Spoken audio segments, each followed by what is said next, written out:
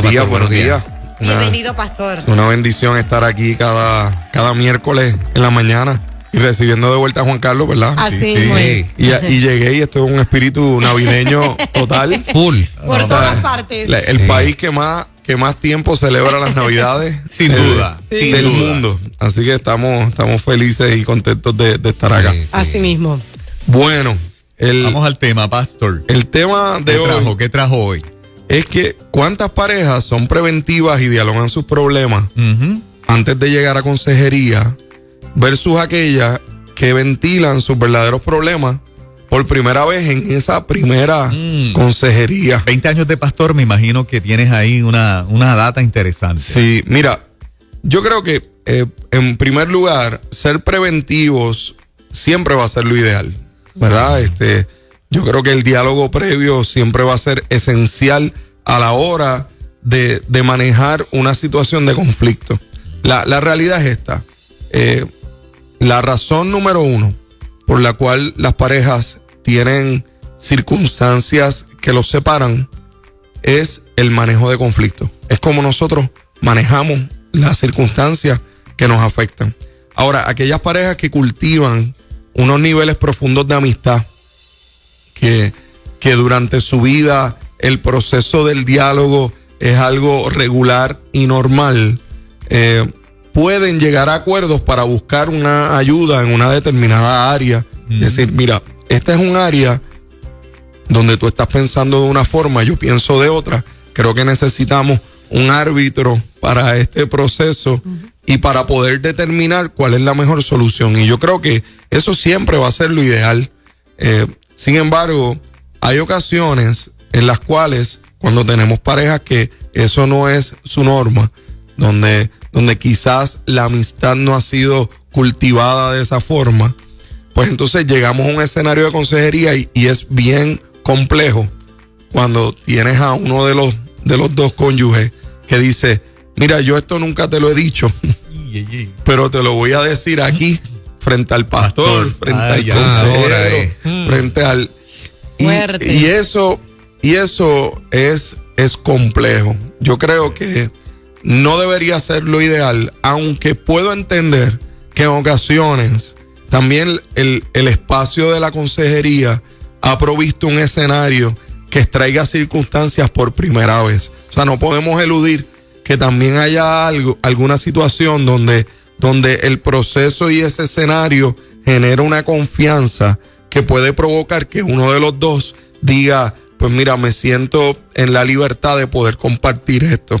Entonces, tampoco podemos menoscabar el que haya alguien que por primera vez traiga algo en un escenario como ese, porque también en los cónyuges siempre tenemos a uno de los dos que es más verbal, que puede ser más argumentativa o más argumentativo, y quizás en los diálogos individuales, pues, ¿verdad? Cuando están ellos dos, pues siempre, aunque a veces no tiene la razón, siempre como que gana el argumento. Y en el escenario de la consejería se puede brindar el espacio para ese que no es tan verbal, para ese que no es tan argumentativo, pueda tener el espacio de decir, mira, esta es mi interpretación, esto es lo que yo pienso. Así que tampoco podemos eludir, ¿verdad? O decir, ve, esta persona me traicionó porque me dijo esto por primera vez frente al consejero y no me lo dijo aparte, porque a lo mejor es que no se lo he permitido, precisamente porque soy tan verbal y tan argumentativo que en el escenario donde esa persona pudo expresarse fue ese. Así que tengamos cuidado de simplemente tachar a esa persona como que es un traidor o traidora porque me dijo esto por primera vez en este escenario, porque quizás a lo mejor en ese escenario fue que se sintió con la libertad de poder compartirlo. Hay gente que es poquita para hablar, ¿no? O sea, sí. Con naturaleza, hablan poquito. Y que hay veces que también se les hace difícil interpretar inclusive sus sentimientos y lo que está ocurriendo en ellos y cómo el conflicto les afecta.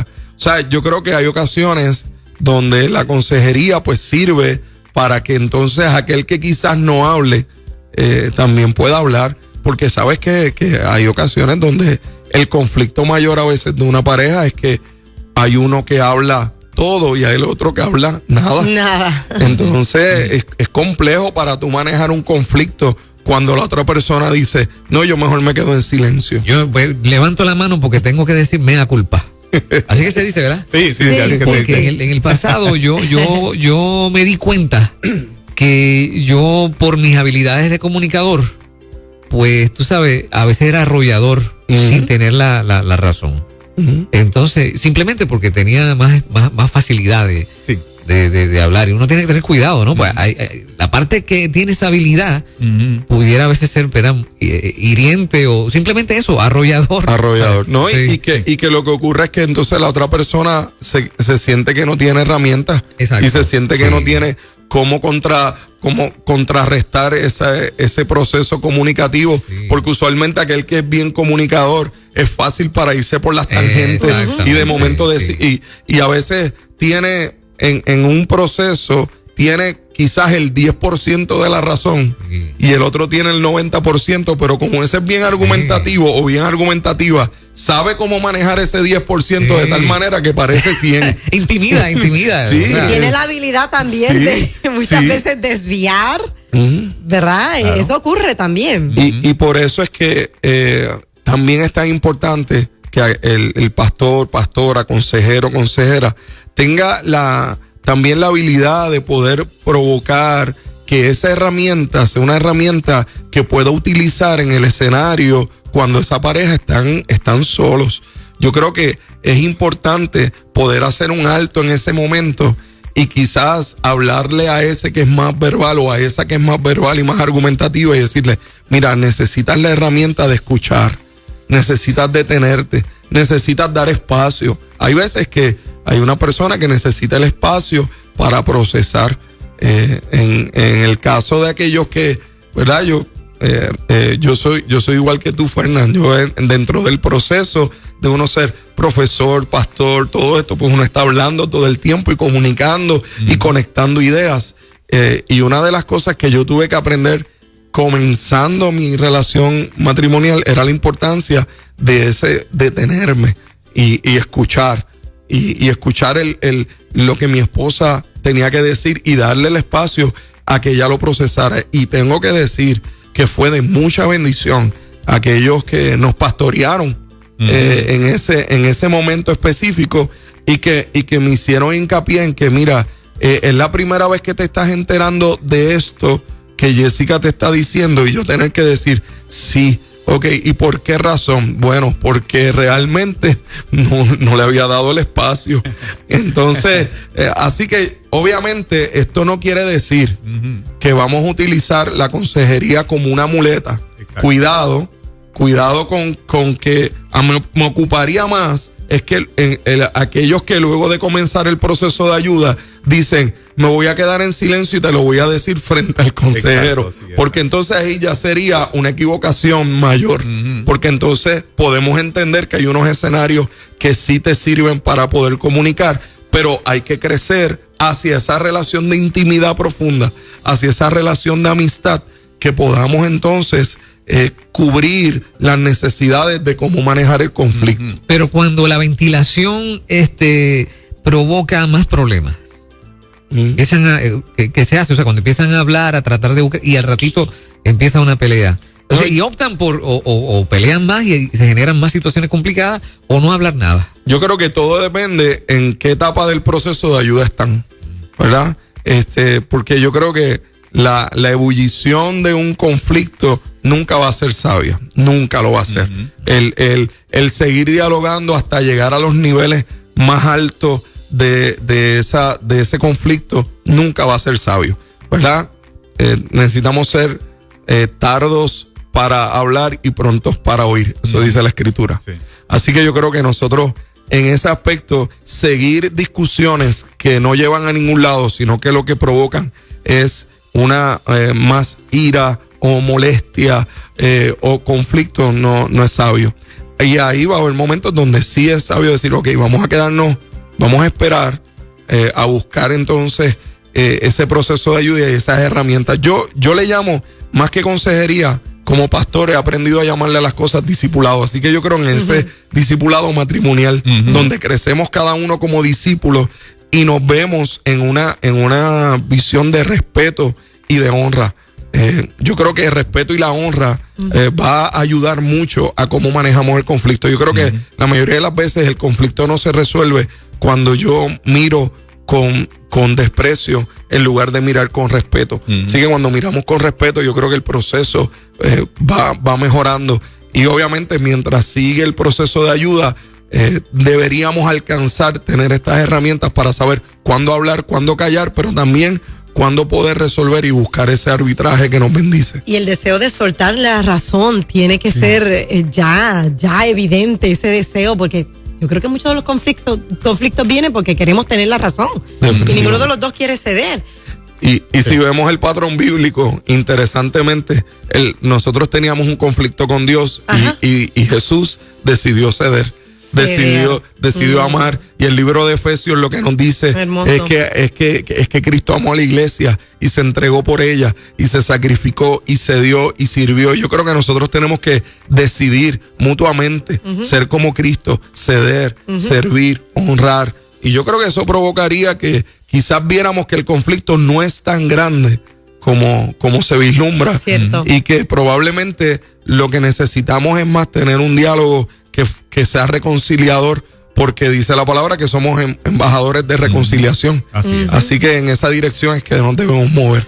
Son las 7:18. Quiero abrir las líneas esta mañanita para que si tienes que ventilar algún problema, alguna situación de forma anónima, lo hagas con el pastor Nando Steidel en este segmento de Consejería Pastoral con Nando Steidel. 787-993-9700, 993-9700 vía WhatsApp 939-210-9263. Exactamente, mensaje de voz o mensaje de texto por el WhatsApp y ya las líneas están full.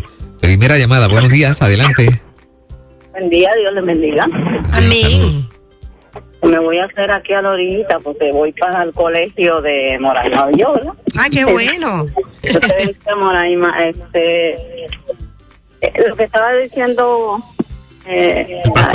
la consejería, es bien difícil cuando una persona, cómo lograr a lo que ustedes están diciendo de que la otra persona lo haga por amor, por lo que haya tenido esos años. Yo estoy pasando un proceso bien difícil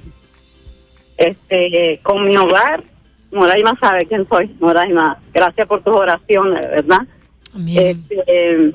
17 años viviendo en esa casa, un matrimonio de 16 años, pues él falló, se salió de la iglesia y pues hizo su vida con otras 2 relaciones, se quedó con la segunda y prácticamente nos ha echado a la calle.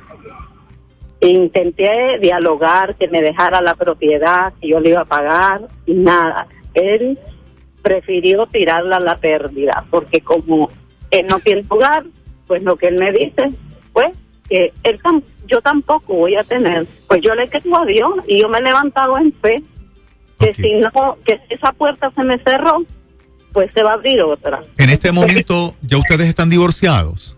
Sí. Ok, y en este momento, ¿cuál sería su mayor necesidad para la consejería con el pastor? ¿Cuál sería su pregunta en este momento? ¿Cómo realmente es la consejería tanto para mi niño, porque él está aferrado a la casa? Ok. Y me da miedo que, igual que en el divorcio, fracasó en 3er grado, y me da miedo que se me tranque. Ok. ¿Usted tiene miedo de que la echen de la propiedad porque él no ha querido cooperar y está por perder la propiedad? Que usted vive con su hijo. Sí, pues con mi hijo vivo allí, y la propiedad realmente ya la tiraron a subasta. Ok, está en ese proceso. O sea, que en cualquier momento hay un desahucio para usted. El 20 de noviembre. Wow. Y le da Ya una tiene orden. fecha. Ok, Sí, ya tiene fecha. ¿Usted ha buscado algún tipo de asesoría legal dentro de este proceso?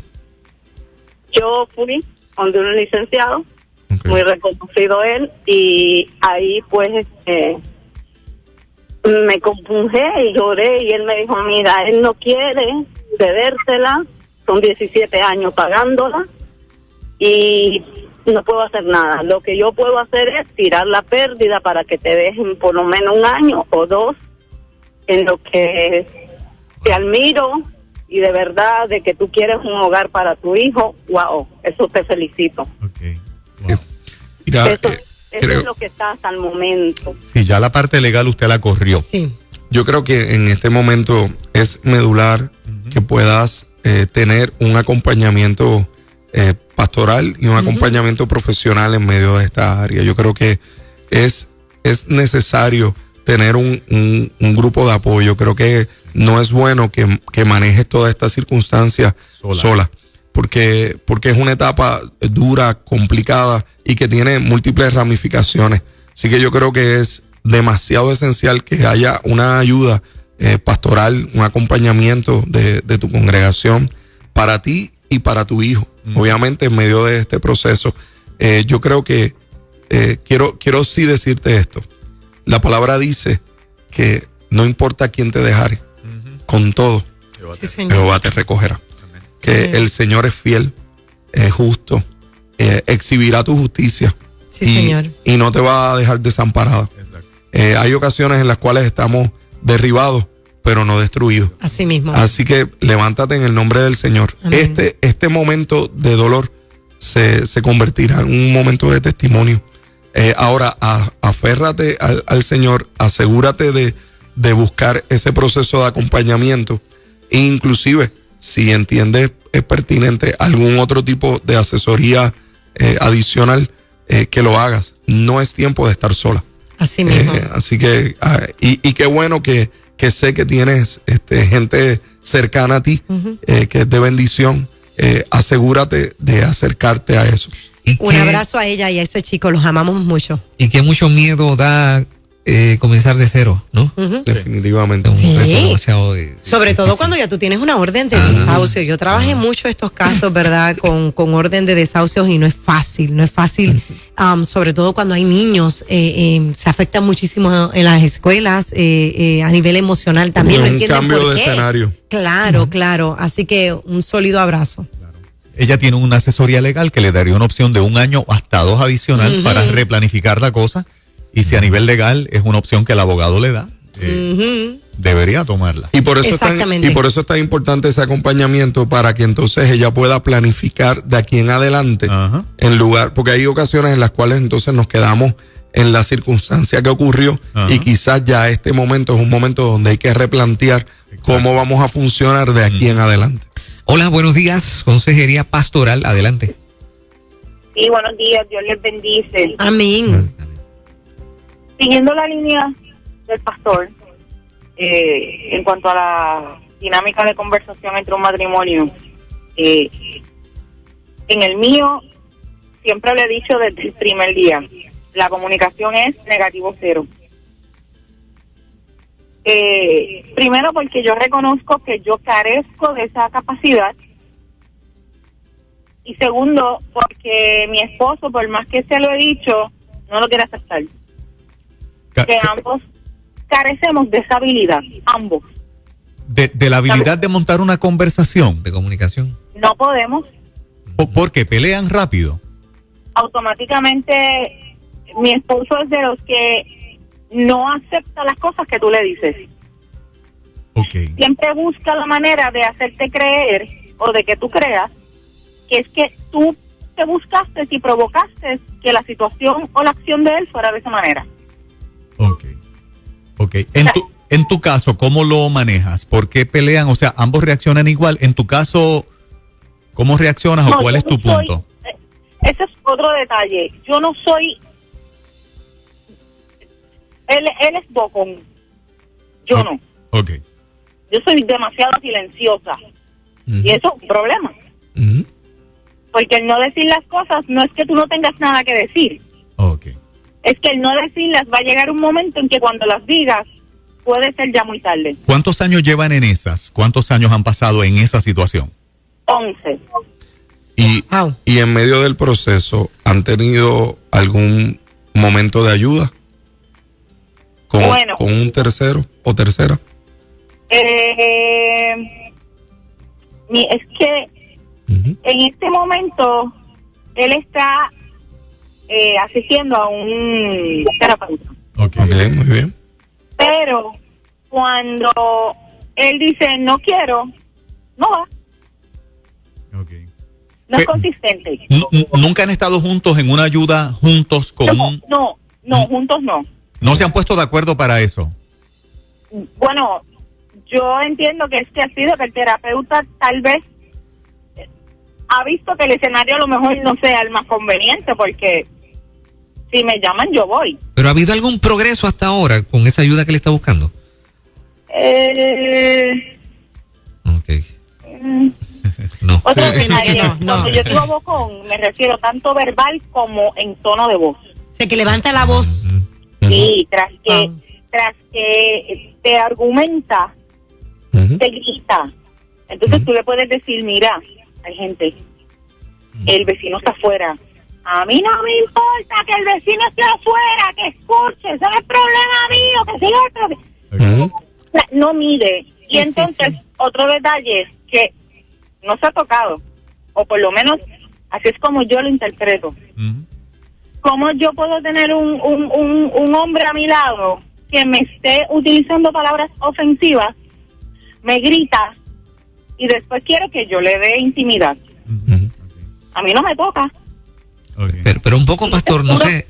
Y lo reconozco, lo estoy aceptando públicamente. Claro. Es uno de los problemas crasos en mi matrimonio. ¿Pertenecen a alguna iglesia? ¿Asisten a alguna iglesia o no van a ninguna? Lo estuvimos haciendo, pero lamentablemente en la iglesia que estábamos sucedieron unos problemas pastorales, o sea, a nivel del pastor. Sí. Y dejaron de ir. Entendimos que no era lo correcto, yo dejé de asistir, pero él se está congregando en otras. Gracias, amiga, por tu llamada. El pastor te va a dar unas palabras. Gracias. Escucha por la radio. Mira, 11 años es mucho tiempo sin un árbitro, sin un proceso de ayuda. Yo creo que, fíjate, es interesante que dices que él está teniendo un terapeuta, él se está congregando en una iglesia. Creo que sería bueno, de alguna manera, ceder. Yo creo que la comunicación comienza no con únicamente hablar, sino con las acciones que se tienen. ¿Verdad? Cuando tú ves uno de los versículos más famosos de la Escritura, es Juan 3:16, y dice, porque de tal manera amó Dios que dio a su Hijo. O sea, cuando yo amo, entonces yo estoy dispuesto a dar y a ceder. Yo te escucho y te escucho muy herida con todo el proceso. Creo que decepcionada en mucho, y eso es difícil para poder manejar cualquier circunstancia. Mi recomendación es que le hables con tu esposo, ya que tú dices que eres bastante silenciosa, pero que puedas decirle, mira, me recomendaron que buscáramos ayuda juntos, ya sea con el terapeuta que está y que se lo puedas proponer. Ya que él está en un proceso de terapia, que le puedas proponer, me gustaría que pudiéramos también tener un diálogo juntos y que haya un proceso de terapia para el matrimonio. Porque si no, vas a seguir escalando en tu decepción, en tu frustración, y si ya nos estás hablando de que aún la intimidad está afectada, pues estamos hablando de una circunstancia, de un proceso más complejo, donde la ayuda es requerida. Y si él se está congregando, consejo, ve a congregarte. Entonces con él creo que de alguna manera alguien tiene que ceder, y algo que he aprendido en el Señor es que el que cede es aquel que está cumpliendo la palabra. Así que yo prefiero luchar por ceder primero. O sea, y ya hay agresión verbal, porque eso es agresión, malas palabras, y de ahí a la agresión física. Puede estar muy cerca, de ambas partes. Peligroso. De ambas partes. Yo he estado leyendo la cantidad de mensajes que nos están entrando al teléfono de acá de Nueva Vida, y casi todas las chicas se están quejando de lo mismo. El gritar las pone muy ansiosas, muy nerviosas, porque no hay una conversación en tono bajo, sino que se alteran y los hombres terminan gritándoles. Y creo que es importante el proceso de ayuda, y si ese proceso de ayuda por alguna razón el esposo dice, a mí no me interesa buscar este proceso de ayuda, mi consejo es que también estas mujeres tienen que tomar decisiones y establecer unos parámetros de cuidado y de respeto personal, porque tampoco es sabio decir, voy a permanecer en este proceso de maltrato indefinidamente y sin ningún tipo de ayuda. No, yo creo que hay que establecer el límite y decir, bueno, o buscamos ayuda o entonces empezamos a tomar decisiones que vayan en una dirección diferente. Obviamente, si él decidiera no buscar ayuda, juntos deberías buscar entonces ayuda tú y establecer entonces unos parámetros, porque a paz nos llamó Dios, dice la Escritura, y en el libro de Corintios claramente dice que nadie está sujeto a la esclavitud de otro, ¿verdad? No estamos para estar en una servidumbre, sí estamos al servicio, pero no a una servidumbre. Exacto. Y yo creo que la relación matrimonial debe ser para edificar, para crecer. Este fin de semana pasado venimos de un tiempo de retiro de matrimonios de nuestra iglesia y ver a todas esas parejas hacer compromisos de fidelidad, compromisos de comunicación es una gran bendición, así que es posible.